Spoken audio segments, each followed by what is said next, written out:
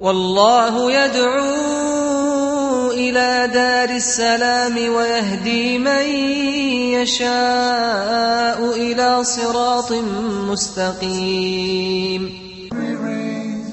Bismillah, alhamdulillah, and welcome to this episode of Beauties of Islam. I'm Yusuf Estes, and for the next few minutes I'd like to talk to you about one of the biggest of the beauties of Islam that has struck me as being probably the best of answers to the human being. When people come to this point or conjunction in their life, and they say, why are we here? How did we get here? What's it all about?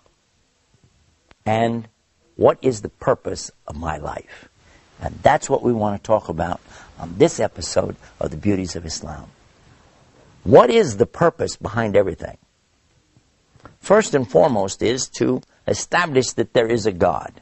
Now, we have done a number of programs about that to prove, even scientifically, beyond any shadow of a doubt, Allah exists. There have been scientists who have also come to this same conclusion. But then there are always going to be those who will say that, yes, but according to my logic, I don't understand. I don't see how you can believe in a God. According to my logic. In our other programs, we've discussed this too. But human logic only goes so far. According to the human logic, just 500 years ago, most of Europe was convinced the earth was flat. They didn't know that the Quran had already said it was round 1,400 years ago. But what about 2,000 years ago? What did the people think about the earth? Human logic, you look straight out and the earth looks flat. You don't really see the curve, do you? No, you don't. So how far can you go with human logic? And stop and think about this. According to our logic, if we had to use just this and not know some of the scientific discoveries, there are a lot of things that, well, just wouldn't work. I remember, for instance, when I was going to school many years ago, they told us according to the aerodynamics of the bee. Now we're talking about a honeybee, zzz, little bee, right? Nahl, they call him in Arabic. And this little guy, he's kind of fat, kind of big, and he has tiny wings on him. And they said, according to their logic, according to the aerodynamics that they understood of flight, the bee can't fly. I said, the bee can't fly. I was a little boy. I was thinking, the bee can't fly according to your books, according to your teaching, according to your aerodynamic design. A bee can't fly. I said, it's a good thing the bee can't read, because if he read the book and found out he couldn't fly, he'd have to walk to all of the flowers.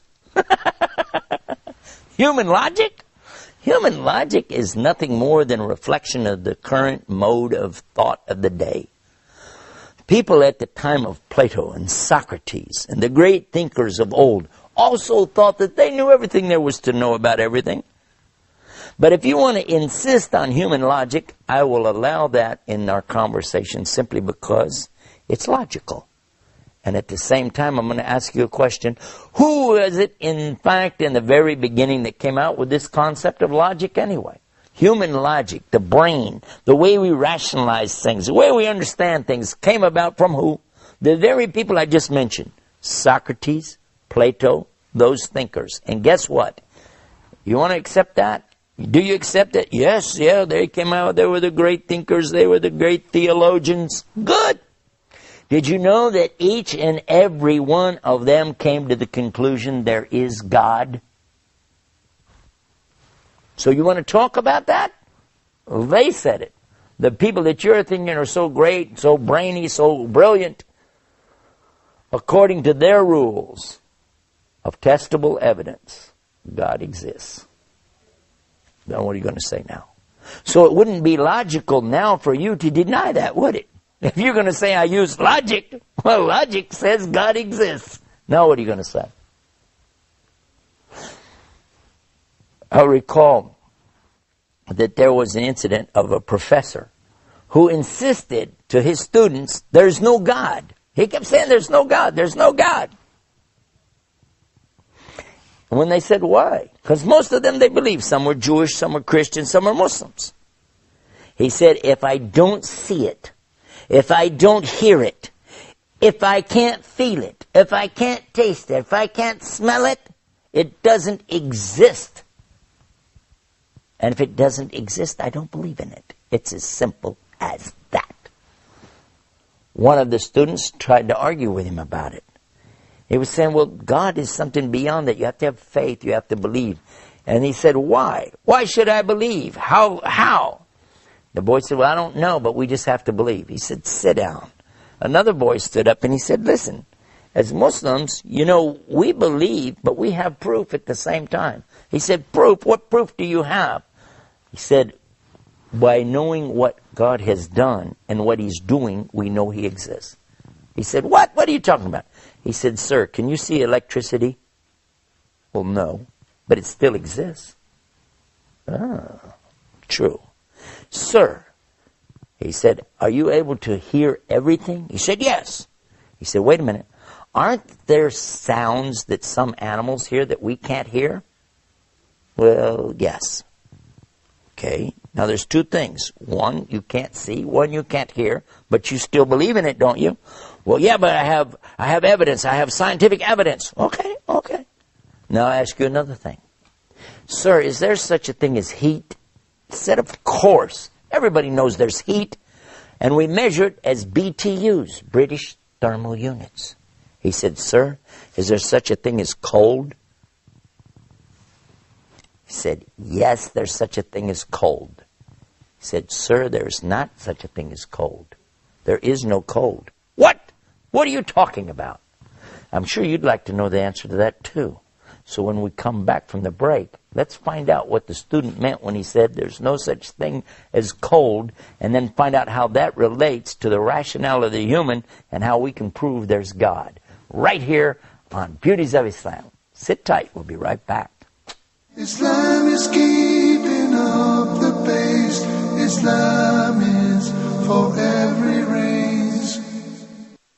بسم الله الرحمن الرحيم ذلك الكتاب لا ريب فيه هدى للمتقين وكذلك أوحينا إليك روحا من أمرنا ما كنت تدري ما الكتاب ولا الإيمان ولكن جعلناه نورا نهدي به من نشاء من عبادنا وإنك لتهدي إلى صراط مستقيم صراط الله الذي له ما في السماوات وما في الأرض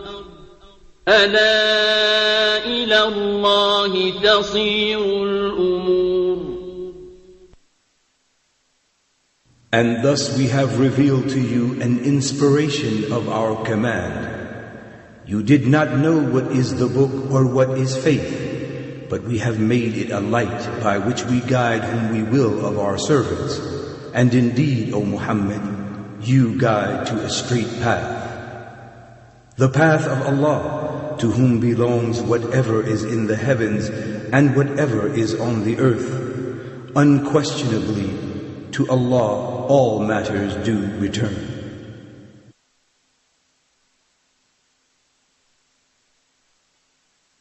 Islam is keeping up the pace.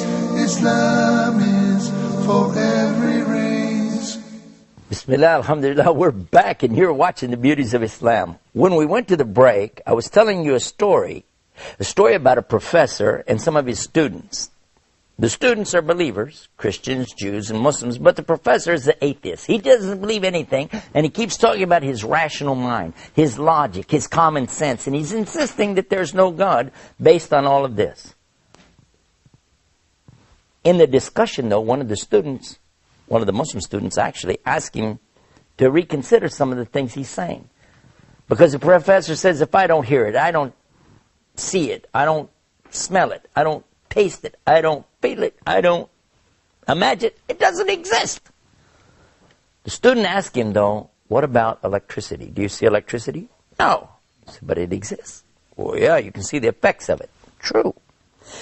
And what about sounds that animals hear that we don't hear? They're still there even though you don't hear them. Well, yeah. But then he asked him a question about heat. He said, yes, heat exists. We can feel heat. And he said, what about cold? He said, of course there's cold. He said, hold on. Actually, there's no such thing as cold. What? And that's when the professor started to get really crazy. He said, are you nuts? Of course there's cold. Don't you know what it is to be cold? You go outside and it's cold outside and you... He said, sir, that's a concept that we have of our feelings, of our skin temperature. But in fact, there's no such thing as cold. There is only the existence of heat. Because there's an absolute for cold, 452 degrees Kelvin. And below that, there isn't anything colder. That's absolute. From that, we add to it and go up degree by degree by degree until you get as hot as you want to go. And you can have heat, mega heat, and it can go on and on. But there's no such thing as cold. Heat or the absence of heat. Professor doesn't say a word. Then the student said, sir, is there such a thing as light? He said, are you crazy? Of course there's light. Look around you. How do you see me right now if you don't know about light? He said, you're right, sir. There is light. Is there such a thing as darkness? He said, where are you going with this? Why are you wasting my time? Of course there's darkness. He said, no, there's not. What? If you turn off all the lights and the sun's not up, you're going to be in the dark, yes or no? Sir, there actually is no such thing as darkness. There is light.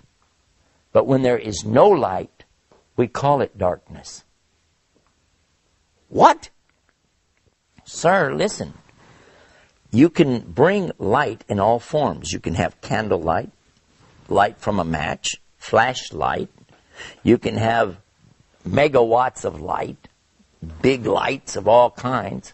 But when you have no light at all, you call it darkness, but in reality, it's still nothing more than what? Absence of light. The professor says, yes, but still I don't see your point. He said, okay, listen. You're saying because you don't see something, you don't hear it, you don't smell it, you don't taste it, you don't feel it, you don't imagine it, it doesn't exist. He said, that's right, and that's what I believe, and now I'm always going to believe that. I said, okay. Sir, has anybody ever seen your brain? Heard your brain? Smelled your brain? Tasted your brain? Or felt your brain? No, of course not. He said, then, sir, according to your own rules of testable evidence, you don't have a brain.